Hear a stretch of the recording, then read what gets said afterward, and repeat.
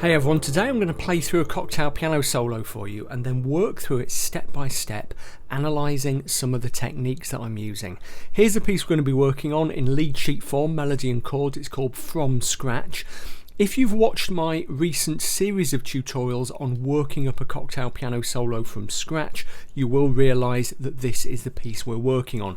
If you haven't seen those tutorials, don't worry about it. In some ways this tutorial is going to be part 4 of that series, but it also works as a standalone tutorial, so you might want to watch this and then watch those 3 just to look at the building blocks of what we're doing here. So like I said, what I'm going to do is just play it through once. It's quite slow, so that it'll take a couple of minutes to go through it just once, and then break down exactly what I'm doing, starting off with kind of the big picture and kind of the overall sound that I'm after, and then getting the video back on screen and walking through the details. First of all then, let's have a listen to it.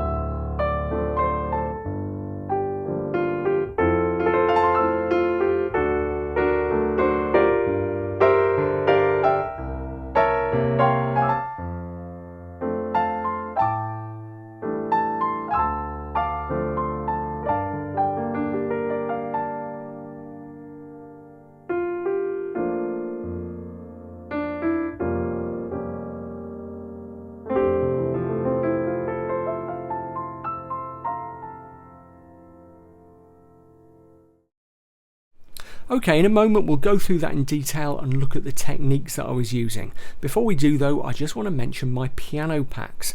Over the past year I've created 6 of these piano packs. Each one is a PDF and they are full of original pieces, improvisation exercises, finger drills, problems, tasks, challenges, little nuggets of information, all of which will help you become a better piano player, whatever stage you happen to be at the moment. Each piano pack, by the way, comes with its own dedicated walkthrough video linked from within the pack. Up until now, the 6 piano packs have only been available to people who support my crowdfunding campaign at patreon.com/BillHilton. And indeed, if you sign up to support me on Patreon, then you still get access to the 6 piano packs at no extra cost. But if you don't want to do that, then you can now buy all 6 packs as a one-off purchase for just £16.95 with instant download. If you'd like to find out more about that offer, then head over to billspianopages.com/piano packs. My Patreon supporters have really enjoyed these piano packs. They found them really useful and valuable, and I think you will as well, so check them out today.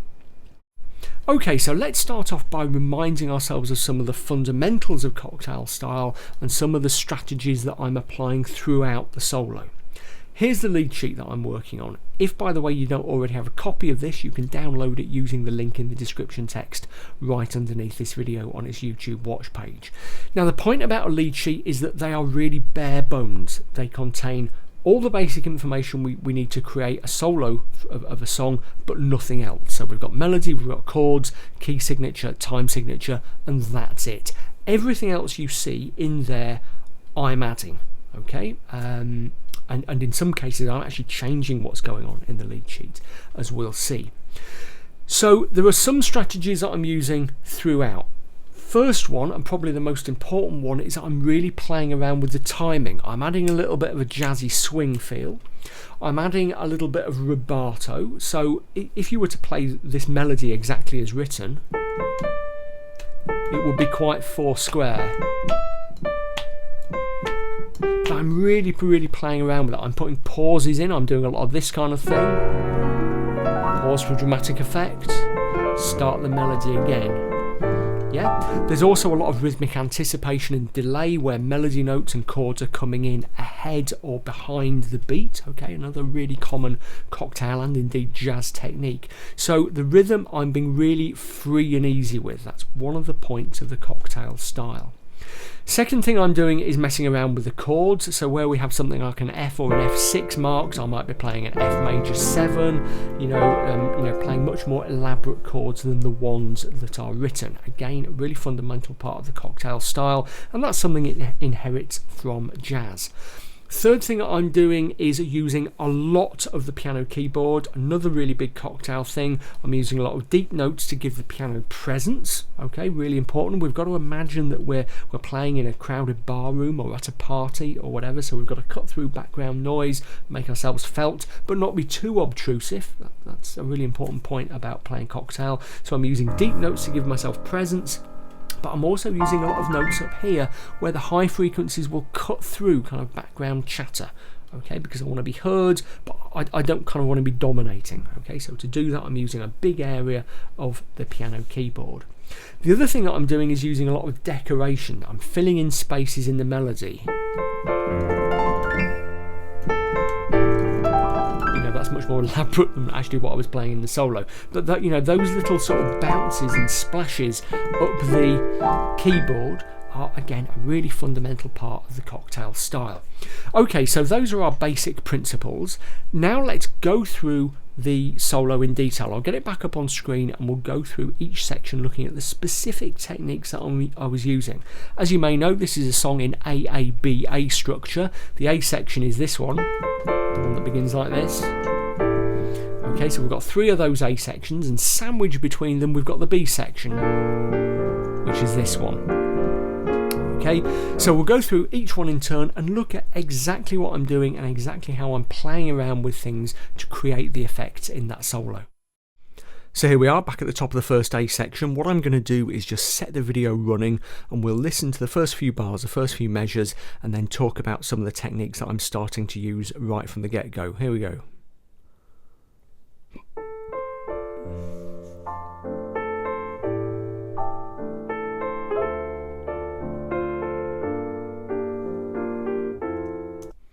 Okay, so to begin with, and in fact for all of this first A section, I'm playing the melody more or less as it's written in the lead sheet. Clearly I'm playing around with the time, but in terms of our top note, the melody notes that we've got going on, it's pretty much exactly what's in the lead sheet. Yeah, I'm not really playing about with that melody. So I've got the melody at the top, I'm filling in the chords with the rest of my right hand, pretty standard procedure, and I've got this kind of lazy stride pattern going on in the left, which if you've seen the previous tutorials in the series you'll know all about. What I am starting to do right away is add a little bit of decoration. Remember that decoration is really critical to the cocktail style. So let me just talk you through some of the things that I'm doing. Here we go. Splash. Splash, yeah, so straight away, not in any very elaborate way, I'm just putting these little splashes up here, the octave above where I'm playing the melody. Remember, in Cocktail we use a very wide expanse of the piano keyboard. We come down here to give ourselves depth and presence. and up here we're playing around a lot with the higher frequencies to kind of cut through the background chatter. Yeah, we've got to imagine we're playing cocktail piano, we're playing in a bar or a pub or at a party or whatever, there's this kind of buzz behind us.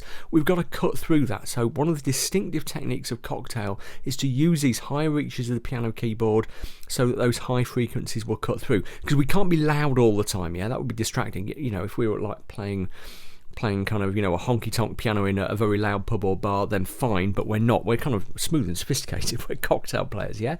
So to cut through, we use a lot of high frequencies up here. Really important part of the hot cocktail sound. So even though the melody is happening here, already I'm adding stuff to cut through up here in the higher frequencies. Let's keep going. Another little bit of decoration just there. Now, did you see how I did the crush note from the A flat to the A natural? Very kind of delicate, but it's just quite a nice little thing to do. I certainly wouldn't do it every time I hit a chord like that, because then it would start to get repetitive. But every now and then, you'll see me do it probably a couple more times. Every now and then, it's just a nice, easy thing to do. I'll mention it again when we come down here in a second. Hold on. See, just there I didn't do it. Now, there's a reason for that. Playing this B flat major 7 shape in this octave means that this finger on the D is quite a long way up into the piano keyboard, and it's harder to comfortably slide off the D flat to the D with your finger in that position. There's a bigger risk of it sounding a bit too obtrusive, a bit clumpy. If I were playing it up here, an octave higher, I wouldn't be quite so bothered, but just here there's just a little bit too much of a risk that it might, you know, I might trip over and there might be kind of inelegant thud. Okay, so just worth bearing in mind. Let's move on. Very sort of standard. Okay, notice the big pause there. Yeah, I've done a big roll up the piano keyboard. Let's look at it again, then we'll talk about the actual harmony that I'm using. Oh, I've gone a bit far back, there we go. Big pause. Okay, again, really important part of the cocktail style. Relaxed, chilled out. If we just want to stop playing for a second or two to kind of gather our breath, that's absolutely fine. Another nice little thing that I did there, it's all about being efficient. Did you see what I did with my left hand at the top of the roll? There. Because I've got the melody starting again here and my left hand's there, why not use my left hand to play the first note of the melody? Yeah, it makes things a little bit more kind of elegant. So that roll was very kind of straightforward, hand over hand. Slow it down if you want to copy it for yourself. Remember, you can always use the YouTube speed function, which is probably down here somewhere as you're watching at the moment under the cog icon, and that will slow it down so you can see exactly what I was doing. Harmonically, I was using a chord substitution there. I've talked about this in earlier tutorials, but the Marx chord in the lead sheet is C7.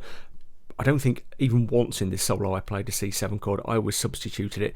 So the exact substitution I used here was, there we go, kind of diminished 7 substitution. So B flat, D, E flat, E natural, G with a C in the bass probably.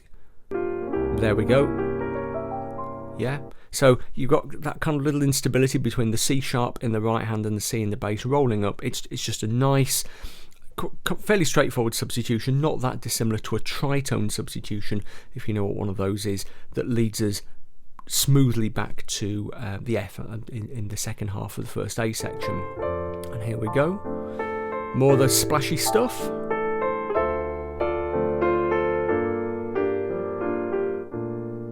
Okay, coming towards the end of the first A section there. 3 interesting things. First of all, I finished that first A section on this A. In the lead sheet it's written as the F, but I've adapted it to the A because that gives us a better sense of continuity. There's less of a sense of the melody being finished. Okay. Second interesting thing, there was another chord substitution there, slightly different from the last one. Let's just have a look. Okay, so it was like the diminished 7 substitution. If you remember, that was B flat, D, E flat, G, but here I've used G, B flat, D flat and put an F at the top over, I'm pretty sure, the C in the bass. Okay, and there was another interesting thing. That's it. I started a walk down there, although it was a fake walk down. So I got to the I want some movement in the bass here, but I don't want to do a stride because I haven't got a lot of room. Look at where my hand is. If I strode up from there, it wouldn't work, and I couldn't really put the upper part of the stride here because it would be too crowded. So instead I've started what looks like a walk down. I did a tutorial on walk down to the week where it looks like I'm beginning to come down the scale, but instead of going all the way down the scale, I just go B flat A. Okay, so from B flat A for that walk down. It sounds like a walk down, but it's not. I interrupt it and come back up to the C. Let's just listen to that. Here we go. Oh no, need to go back, Here we go. No, and a bit further. There. And interrupted to the C7 substitution. And there we are at the end of the first A section with another little roll up. And that is a much kind of purer tritone substitution. That's a G flat 7 chord, G flat, B flat, D flat, E natural with a C in the bass, and that takes us to the end of the first A section. So here's the start of the second A section. For the first beat or two, it's pretty much of a muchness with the first A section, but then things start to get a bit different. Let's have a listen. So splash, splash, but then, okay, very kind of classic cocktail technique. Quick arpeggio roll up the piano keyboard. Looks kind of flashy, sounds kind of nice, isn't actually that difficult. So you start in one position there and just roll up it, get your thumb under quickly to the F up there, and then do the second one. Sticking it all together with the pedal, if you tried it without the pedal, it would just sound like a mess. Similarly, if you tried it lower down, it would sound like a mess as well, because you get lots of noisy overtones down there causing a problem for you. But once you get into high notes here, these kind of glittering, clear, pure high notes, you can stick all that together with the pedal and it works absolutely fine. It'll take a little bit of practice, but if you sit down with it for half an hour, you should be able to master that quite quickly. And it's quite a flashy thing to do. One of those flashy things to do that's not actually that difficult. If you were running further up, that gets more difficult. But even so, not super difficult. Talking of arpeggios, by the way, you might notice that I am arpeggiating some of the chords. So some of the chords that I'm landing on, I'm rolling very gently from bottom to top. So I'm landing on, for example, the B flat with my thumb and then playing the upper notes of the chord in order afterwards, but often quite quickly. It's only just noticeable. Again, very common kind of cocktail thing. Let's keep going, because in a second we're going to be varying the melody. Here we go. Now in the lead sheet, in that section, it's where we have the D augmented chord and the melody's messing around here. But what I've done is come down from the F to land on that E to effectively replace the D augmented chord with the D9 chord, then come down, we've got the G minor 7 chord, I've landed on this C, which is a suspended note in the G minor 7 chord, and worked on down to get to the dominant, the substituted chord. Let's listen again. Oh no, need to go back, there we go. And a bit more, there we go. Here we come, D7, G minor 7 sus, and to the dominant chord. All I'm really doing is working my way kind of down the scale and filling in notes underneath. Yeah, nothing terribly dramatic, and just a little bit of melodic variation that I've created there. Let's keep going. Another pause.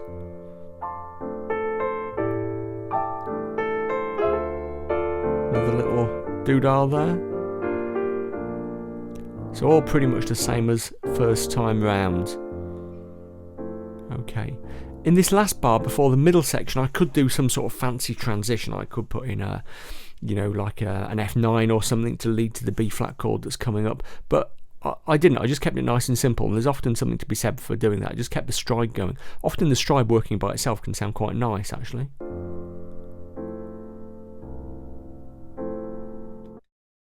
And now we're into the B section. Let's have a little listen.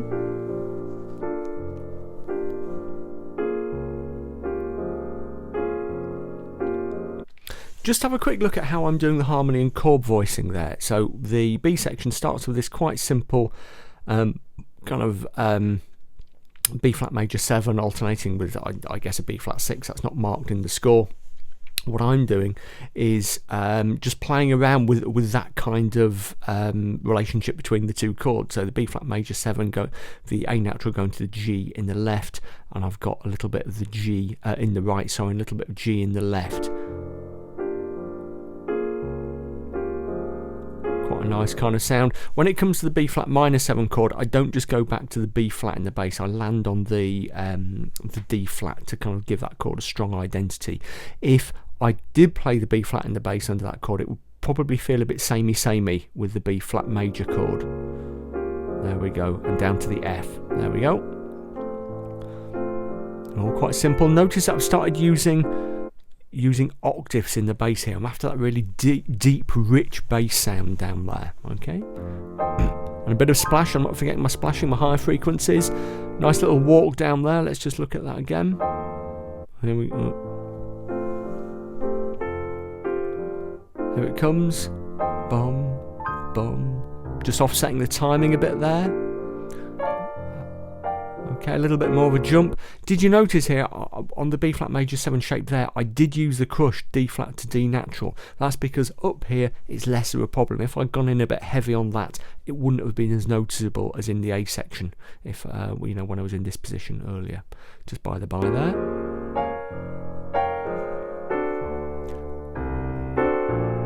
Okay, look at these walk downs and the walk up. Yeah, let's look at that again. So walk down and walk up there. So on the D7 chord there in the right, I've come down, I've walked down from D down to G, because we've got the G minor 7, G minor 9, whatever it is coming up. So, but I've actually put in a colour note and played around with the rhythm as well. Let's look at this. There's my colour note. Okay, dum dum dum dum dum dum. So rather than just going 4 square bum bum bum bum, I've played around with that. Let's have a listen again. Watch the left. Bum bum bum. And on the same coming up, my colour note there is the B natural. Let's just look at that. Really kind of quite a nice effect. Oh, too soon. Let's watch from the D again. Down. Bum bum bum bum bum bum bum bum. Yeah, and then to a little pause there to recover from all that excitement. Okay, really worth. Like I said, I did a tutorial on walk ups and walk downs a few weeks ago. I'll maybe stick a link in the description text. Really worth playing around with. You can get some nice quiet effects, especially with that lovely boomy rich bass. Okay, and that's the end of the B section. So we're going into our final A section. So what new excitement awaits us in this final A section? Let's have a listen.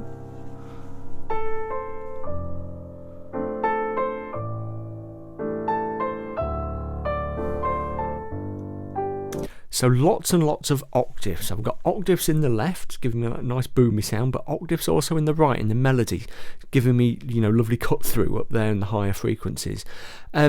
Playing in octaves is a little bit of a high wire act, okay? So you'll notice in the run-in, I gave myself a long pause at the end of the B section to get ready to do it. And then it's always a little bit, not risky exactly, but yeah, I guess it is. You can wind up being a bit splashy and a bit awkward. So kind of take it steady and just do it for short sections. Also, if you do it for too long, it just gets repetitive and samey. But it's a lovely effect if you can do it for a little while. Let's listen again. It's a nice long pause to gear up.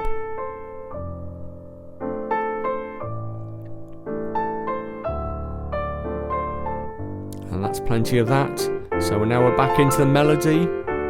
Bit flashy here.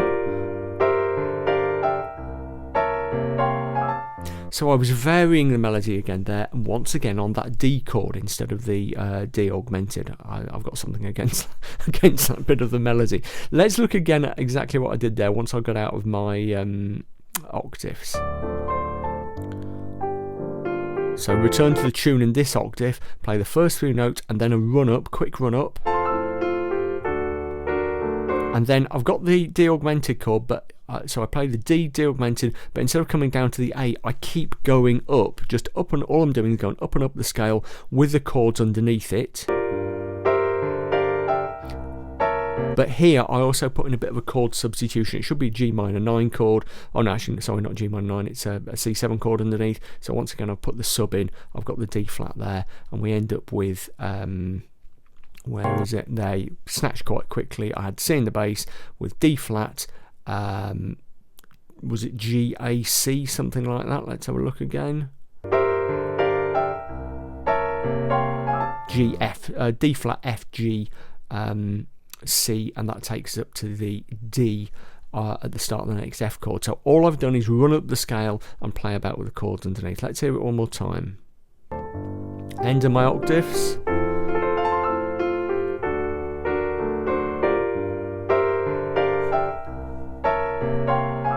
Notice that I'm not trying any fancy fingering, it's just the fifth finger playing the melody all the way up, and I'm sticking stuff together with the pedal. Okay, absolutely fine to do that, no problem at all. Here we go. Bit of melody up here. And then, because we're at the end, I'm pausing things, so a nice big pause. Run up. Right, harmony gets interesting here, just listen carefully.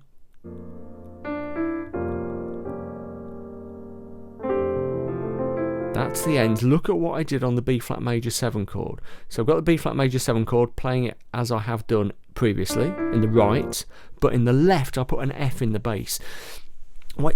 Obviously you can play around with the bass notes of the chord you're playing. When you put the fifth in the bass like that, so it's a subdominant chord, but put an F in the bass, it gives the chord a greater feeling of kind of instability and uncertainty. It still functions as a subdominant chord, but it feels like it's kind of going somewhere. Okay, just listen to the effect of that.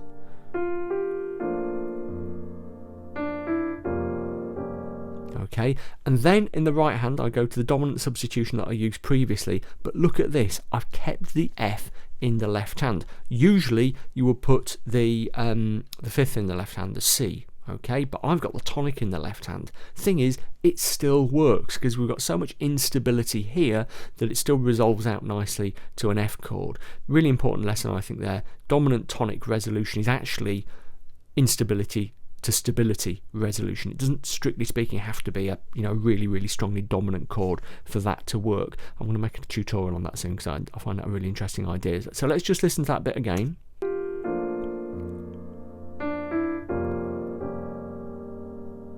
And then finish with a really lazy run up. A little bit of decoration at the top. So that's it. What I would do now is take some of these ideas and play around with them for yourself using the lead sheet. Don't try to be too elaborate, don't try to do everything at once. Maybe just take one or two little techniques, thinking about what we did in the early tutorials as well if you've seen those, and start to add them in, start to drop them in gently. Remember to take it in a very really slow, relaxed, easy way. You don't want to be getting uptight about this, thinking, oh no, I can't play in time, I can't play this bit. If you come across a difficult bit, just do what I do and slow down. Yeah, give yourself room to breathe, time to think, and yeah, enjoy it. Okay, so that's it for another tutorial. I hope you found it useful and interesting. If you haven't seen the 3 tutorials that preceded it, do go and check them out. There's a link in the description text below to the playlist, because there's a lot of information in there breaking down exactly what I've been doing in a lot of detail. Okay, so if you're just getting into Cocktail, do check out those earlier tutorials. You might also like my book, An Introduction to Cocktail Piano. It's an ebook, and right now you can get it as part of the bundle deal I'm running with 2 of my other ebooks, 7 Studies in Pop Piano and How to Really Play the Piano, the stuff your teacher never taught you. Those 3 ebooks right now are just £18.95, which is a 30% saving on what you'd normally pay for them. An Introduction to Cocktail Piano has been really popular over the years. It's been out for quite a while now, and people have really, really enjoyed it. Again, don't forget to check out the piano packs, which I mentioned earlier, and if you're not subscribed to my YouTube channel, do hit that subscribe button for lots more great piano content. Questions, queries, problems, stick them in the comment thread and I'll do my best to help you. And that's about it. I'll see you next time.